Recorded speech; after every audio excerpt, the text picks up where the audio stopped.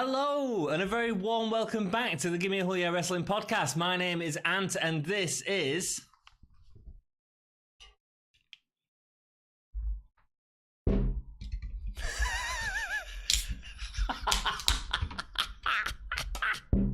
Party Ollie is in the house. Was you expecting the opening of them cans to go a little smoother? Yeah, I was. They were really hard to open. My nails are not prepared for that. Oh my god. So... celebration. Yeah, we made it. We're back. We're back up to number 31. Cheers. Cheers. Very good. So we're on NXT number 31. Thank you so much for watching these catch-up videos. If you've been watching them, commenting as we've been going along, it's been awesome. We are having another celebration on Wednesday where it's not that big a celebration. We're going to watch an episode of wrestling and do a live stream afterwards. So about half an hour after the wrestling has been on, I think it's at 8 o'clock in Britain. Yeah. We're probably going to go live on YouTube, chat with you guys a bit, but we'll do an episode where you can basically give us direct feedback and comments as we go along. I'm hoping next episode is going to be good, actually. There's some good matches lined up for it. Yeah, I think it should be a really good one. It should be. Looking forward to it. There's a few little things going on in this episode as well, which have excited me, whet my appetite. Your appetite? For some current day NXT UK. However, a current day as opposed to the past that we've been reviewing. Exactly. However, it is in Phoenix again. Yes, it is, which means terrible audio quality, but that's okay. It really does. It's episode 31. We're there. I'm still Party Ollie. Like dude love. Yeah. Video package of the feud between Ripley and Storm looks better than it's been booked, if I'm being honest with you. I'm sure any of the press exactly what I wrote. Yeah. Exactly what I wrote. The promo made it seem way better than it actually was. Yeah, and that's fine. Yeah, absolutely. And that's the main event of this episode, so we'll talk about that when we get to it. Also notice Walter in the titles, you know what I'm saying, in the last episode. Yeah, man. See, and it's on the... Yeah, and that's the only one you see of it. That bit. Yeah, there's a crack at the end as well, but they're still showing Pete Dunne. Yeah. Yeah. I think they're right to end on Pete Dunne. He's the biggest. He's still the biggest draw, I think. I imagine so. So, first match, we have Mark Andrews and Flash Morgan Webster versus Gallus, Mark Coffey and Joe Coffey. Yeah. Let's talk about what we thought of the match. It was a really confusing one for me, actually.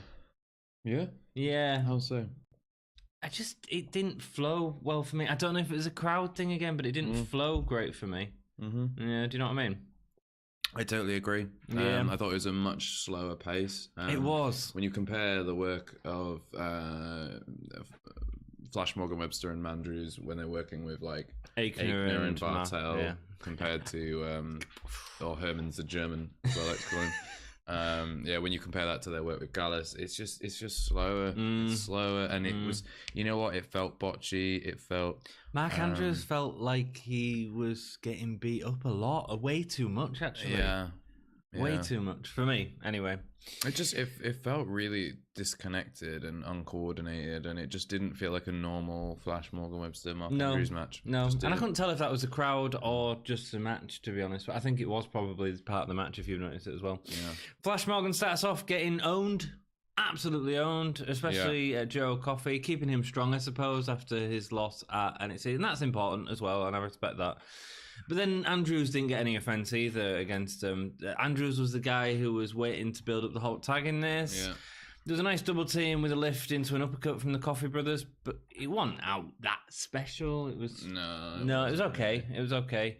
Paul Nelson's applied by Coffey. I enjoyed this as he was sort of ragdolling Andrews, and he really looks like he's throwing around. And Andrews' body was limp, which was great. It works better with someone smaller. I think it does. He's done it to a few people, and sometimes I'm like, I hate a full Nelson where they just stand there. Yeah, it's the worst thing ever. Yeah. But no, he's ragging him around, and when he tries to escape out of it, he beats him down. Yeah. Then he reaches his hand for the tag, but Coffey just grabs his hand, which is really cool. And again, slams on the front Nelson this time, turning that into a spinning move, which I thought was a nice little memento. When Webster comes in, he moves fast and eventually puts down Mark Coffey with a crossbody as well as a springboard moonsault, keeps up the pace with a hurricanrana off the apron to Joe. You notice this? I noticed that he went for a springboard drop kick and there was nobody there to receive it. So they cut to a fun little camera angle so that you couldn't see that he didn't hit anyone. Right. As he landed, you heard the crowd go, ha! Because like before the shot, so when the shot changes, so I thought it as he was running up like he was going to do something like a springboard or whatever.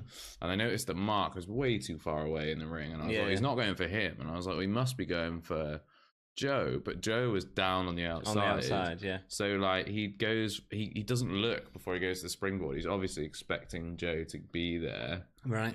And then they cut to a camera angle where you can't see him actually collide with anyone. You just see Bocce, him fall. baby. Bocce. And then the crowd will just like, yeah, there was also on this Hurricanrana, he like jumps onto him. Joe Coffey just seemed to go the complete wrong direction. Yeah. Like, he sort of sold it off to that side when the did Hurricanrana the same was thing going with the that way. Stundog Millionaire. Yeah, I don't know if that was intentional or not. No, I don't think so. Do you not? It was botchy. It just looked awkward. I didn't know if the Stundog Millionaire was botched as in he didn't get all of it, which is why he got the win.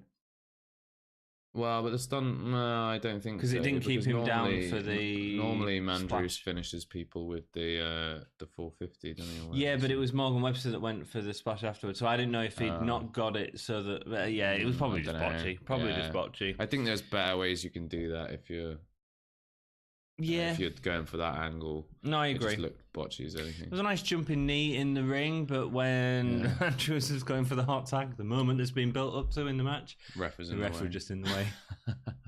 Get out of the way, dude! Oh my God. And he was just like, whoa, in the corner. Like, Yeah, and then Mark and Joe get the lariat for the win. Yeah, I didn't really enjoy this match, I'll be honest. It felt flat. Party Ollie gives that match 1 beer out of 5. And that is never enough beer. Yeah, I noticed here that commentary were really tinny, man.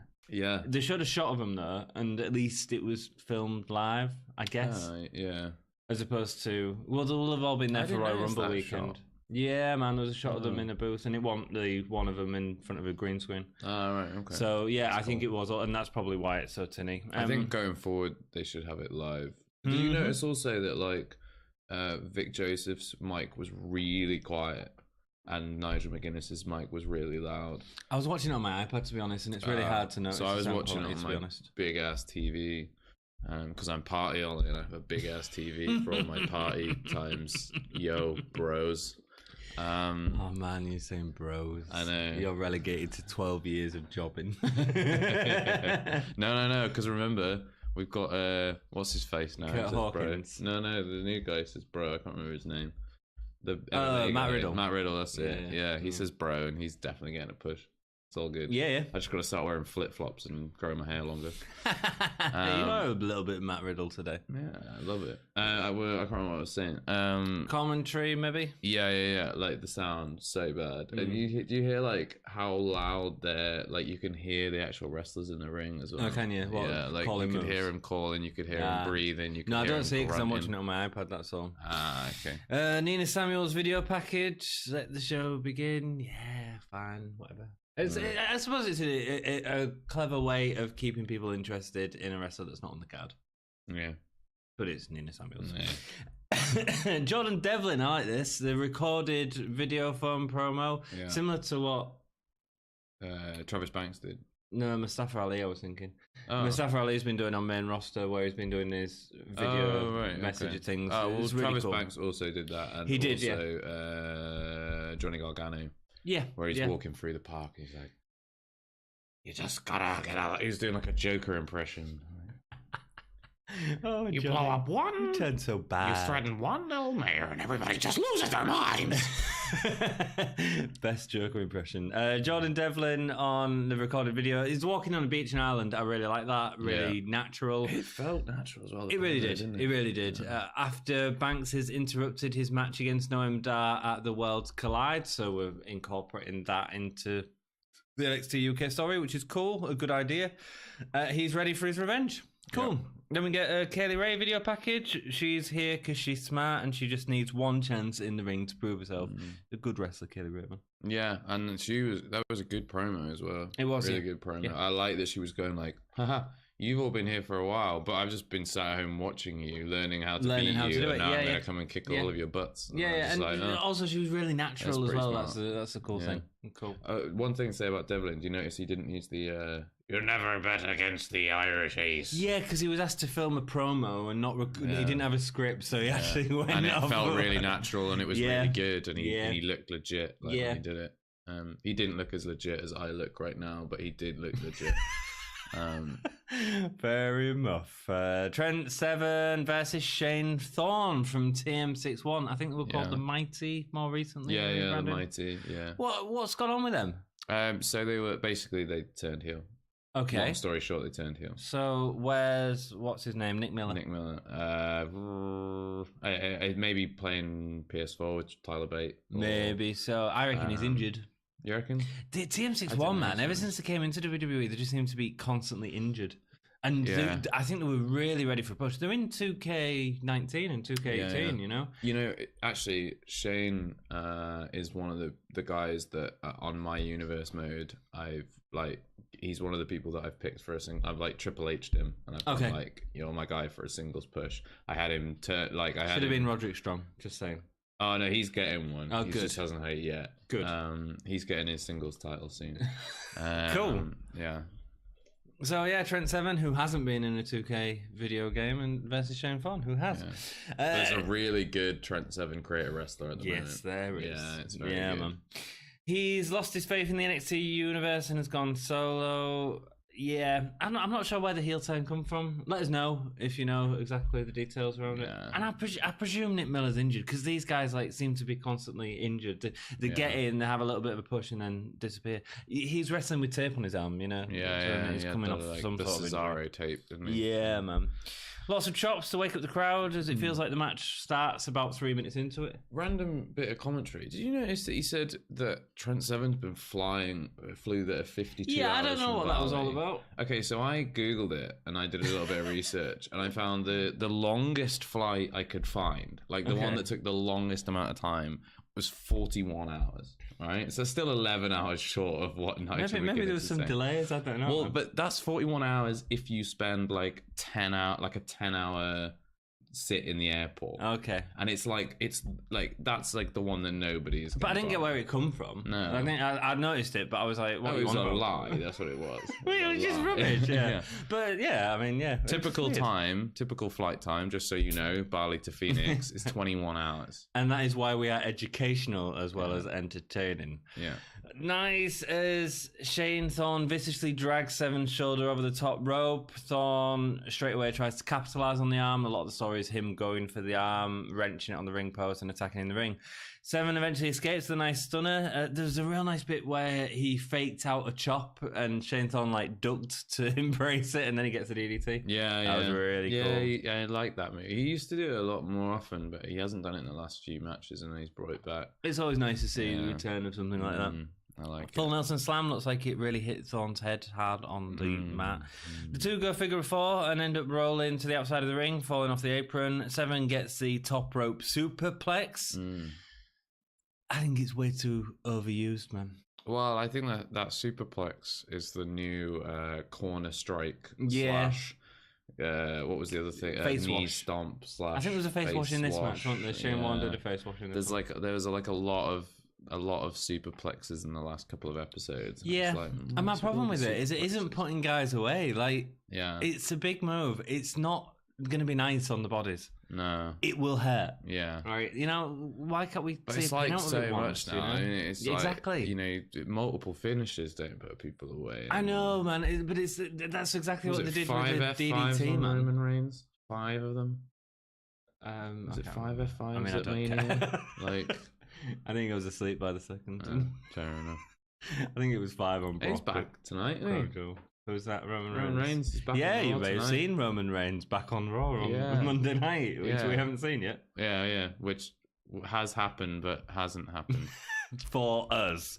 I just wish they'd get a pin with this sometimes, especially if you're going to do it in the last match as well, build up to that point where this can be a finishing move. Yeah. In that sense, you know. Yeah. Like, I think like anything from the top turnbuckle should feel like a huge deal, but it should do. It often doesn't. No, anymore. Not anymore. The two share chops, but Thorne gets the most with most of it with a pop-up German, which looked pretty neat. Yeah. Was Seven doing a Shinsuke thing? Where We just kept saying, "Come on, come on." He does that. I think we can just hear him more now because of the bad audio levels. He did it like 3 times. Yeah, he was doing it in the tag match as well against Gallus. No, against Fabian. But it feels like Shinsuke saying, "Come on." Yeah, maybe. Yeah, okay. Eventually, Seven gets the 7-star lariat for the win. I really enjoyed the match. I thought it was some good storytelling in the ring. I thought these guys worked really well together. You know, I thought it was a good match. It could have been match of the night. Yeah. You know, I think with the right build and the right booking, Trent Seven could be a great singles UK champ. I could picture Trent Seven as UK champ. Pete Dunne would definitely have to be heel at that point then. Well, no, I think Trent Seven would be. Oh, Trent Seven heel, that'd be great. Yeah, as a heel, would be turning against amazing. Bate. Turning against Bate, winning that feud, going on to take out Pete Dunne. I could see it. It'd be good. I can't see it because I can't see anyone beating Pete Dunne. He's got the charisma for it. I think he does. And he's really good in the ring. I think he'd be a great heel. I think he'd do so much good stuff as a heel. Yeah, he would.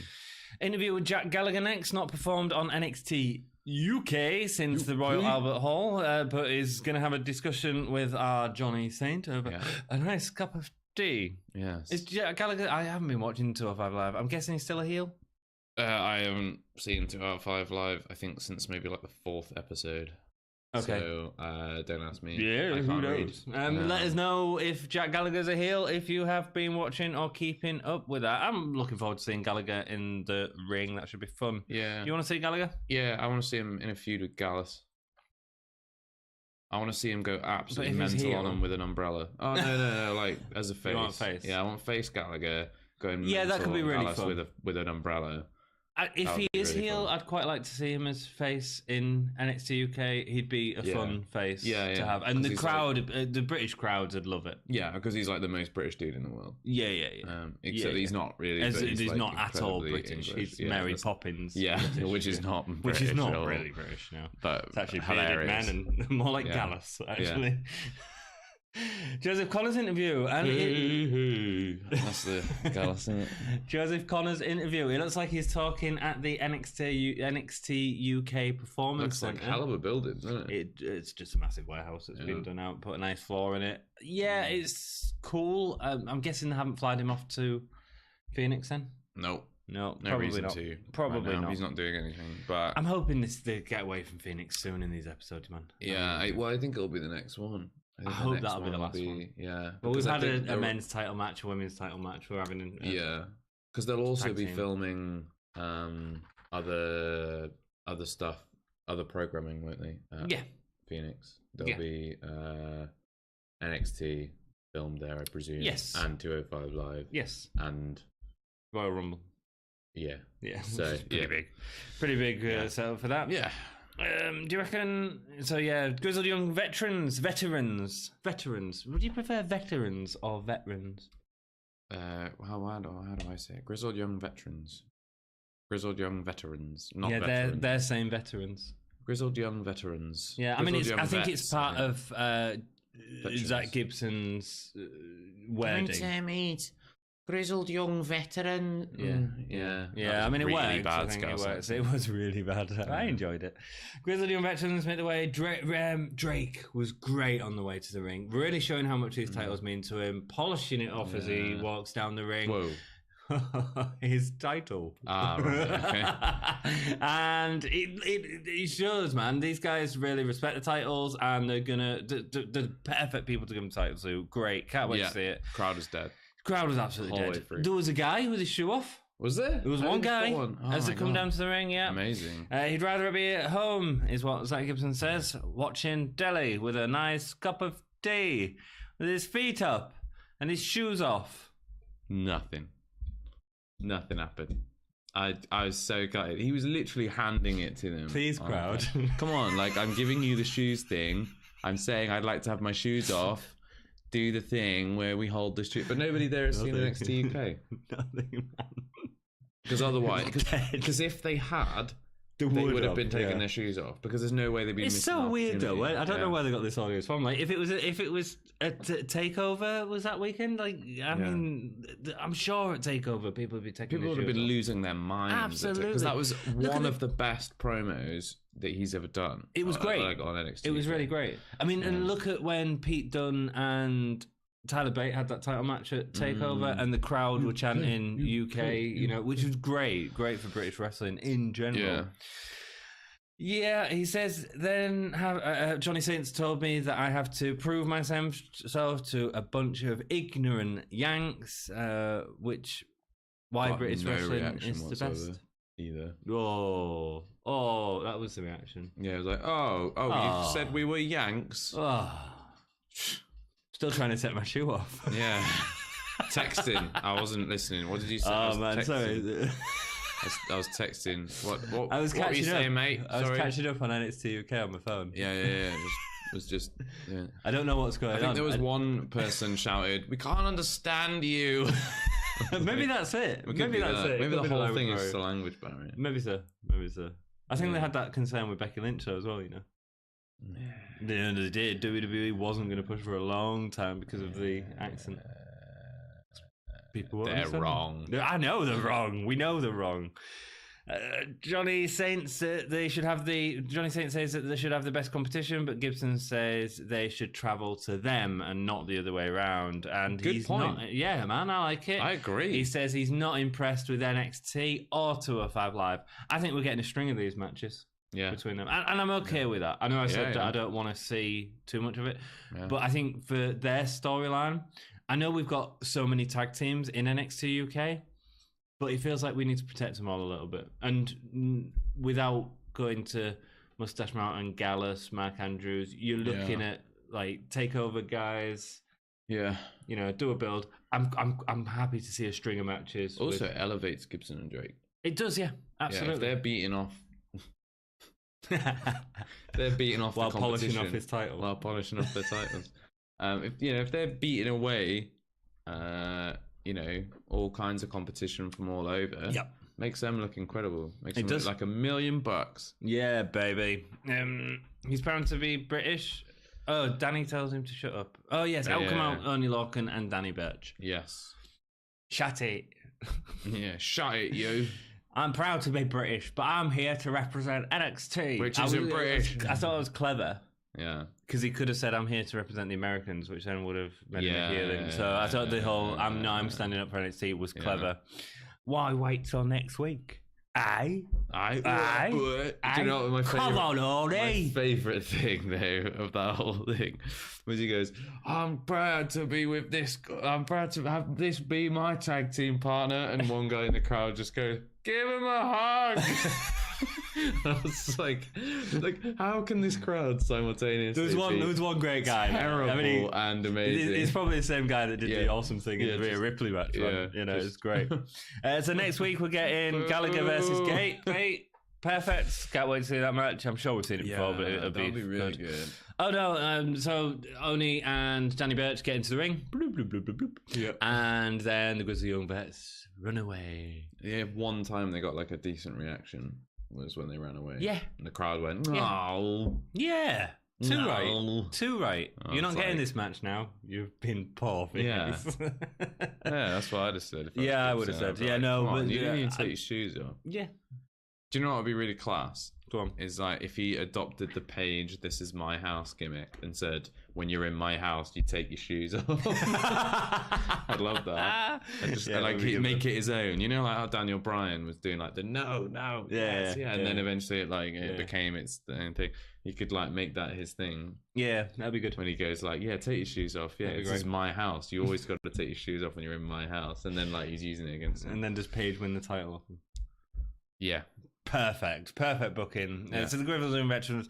No, we'll fight on our time and all that sort of stuff. Yeah, it was good. Danny Burch. Come on, mate. Come on, mate. Yeah, we're not coming on. We're gonna fight. We need to fight. That was Birmingham into Liverpool. That's why you do the accents. All right, mate. Thanks, dude. We're not giving in the ring, like. I can't. I can do that one phrase. All right, mate. And then after that, it's just nothing. Ono versus Walter next week. Gallagher versus Bay. And a tag match. Grizzled Young Veterans. I quite like it. I prefer the Grizzled Young Veterans. Versus Oney Lorcan and Danny Burch. So it should be a good show. So if you want to join us for our NXT review live about half an hour after the show, check it out, man. Subscribe to the channel.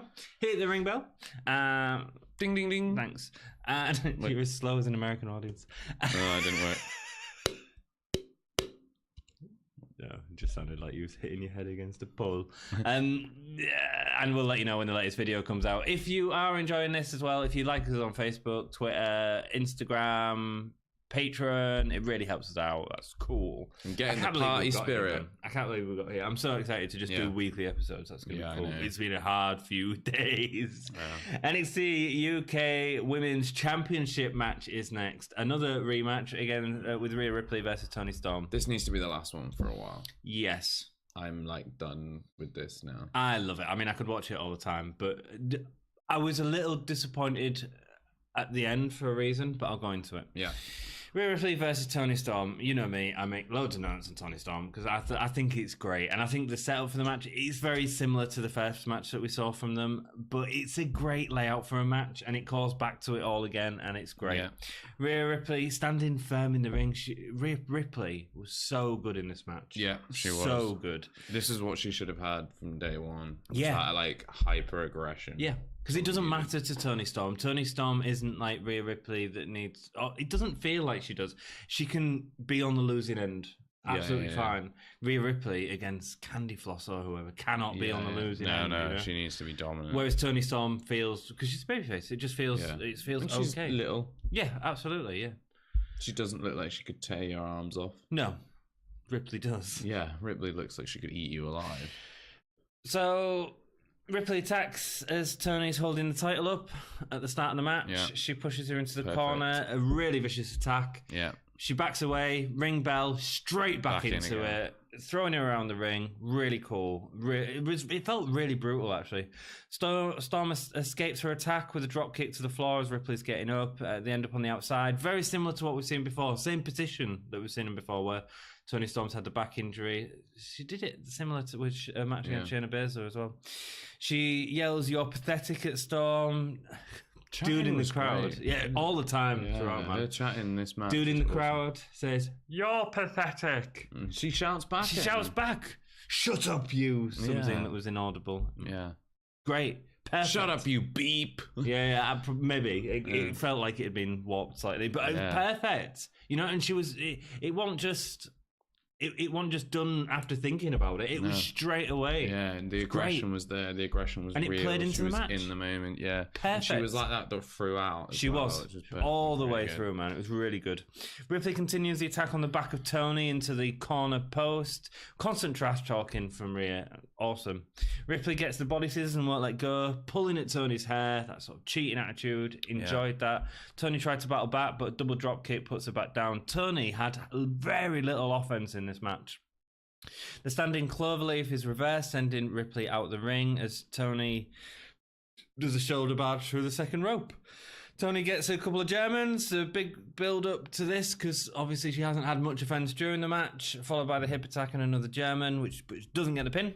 The short arm clothesline from Ripley, that was great as well. So just keeping hold of her arm and punching her, and then the short arm clothesline that sends her down, and another one. But then the third one, Toni gets a backstabber out of it.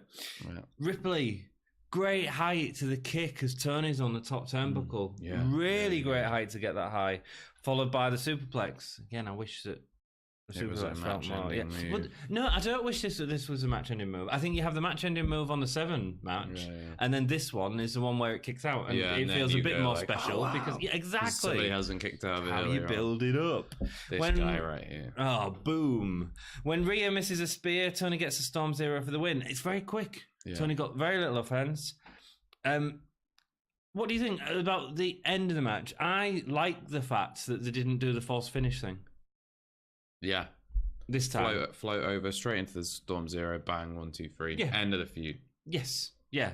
Conclusive. And for now, yeah. Can come back in half a year's time. Yeah, maybe. Yeah. But a conclusive enter this finish to the match. I mean, it wasn't. There was no doubt. No. You know, Ripley attacked early on, and Ripley looks so strong in this match. She looked really strong. However, just not good enough. You know, even with the advantage, Toni Storm still beat her. Yeah, and I think that's got to be the end of the feud for me. Absolutely. Some big moves all the way through this match. I think Storm's forearms are amazing. Yeah, great. Like when she's like holding him at arm's length and just like bringing it right back and then crack and then back in and crack. It just looks really good. You could take a photo at any point in that and it'd look great. Look amazing. Yeah. I think honestly this is the best match they've had.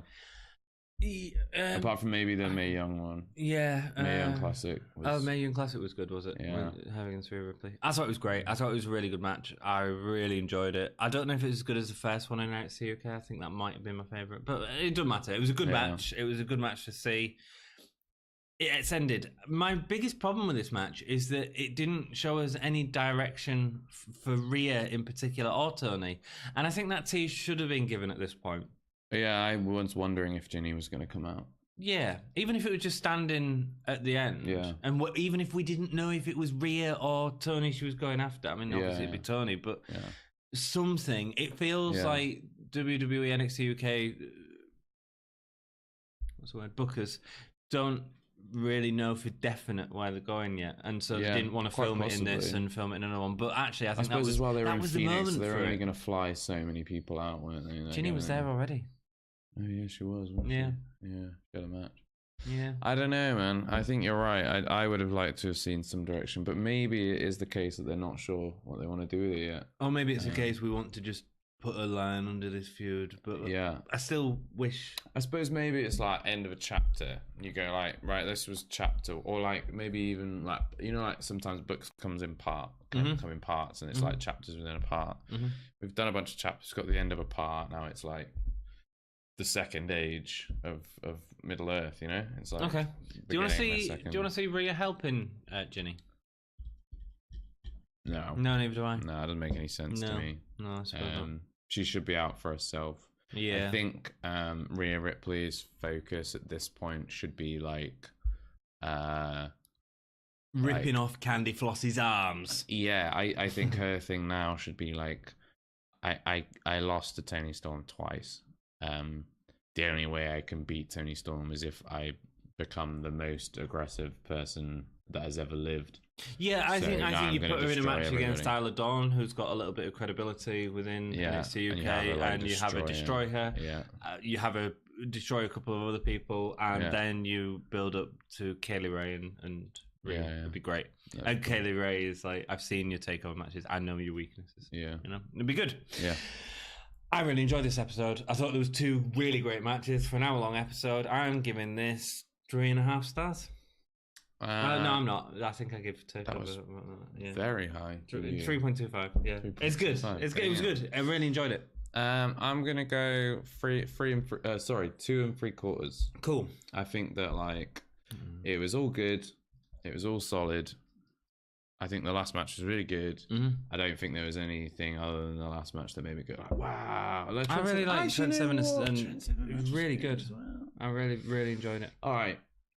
Change my mind. Go. 3.25.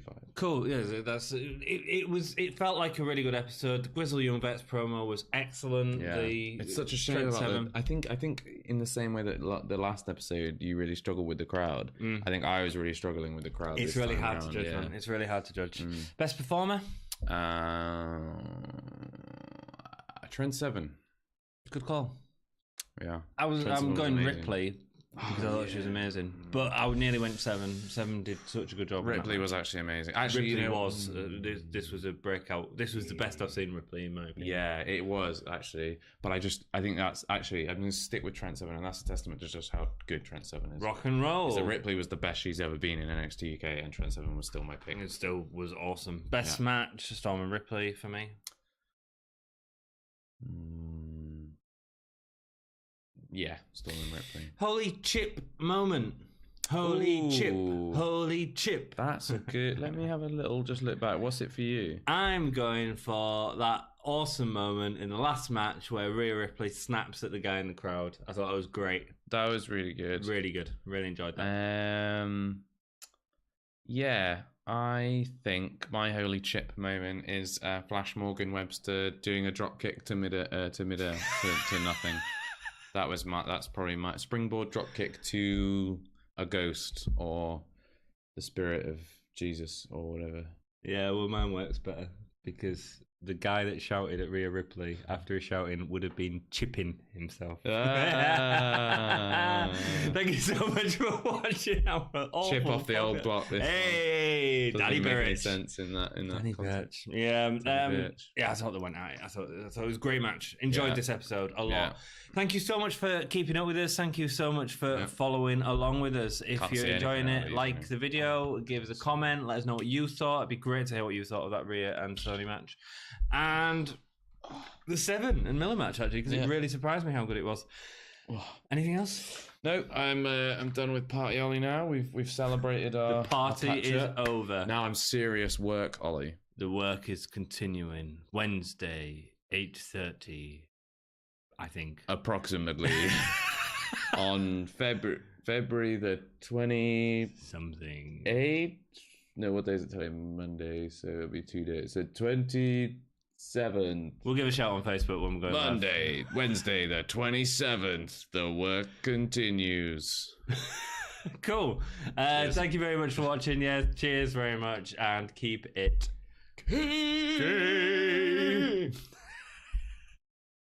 I missed the button. I hate it when I do that. Oh, do you miss it? I always miss it.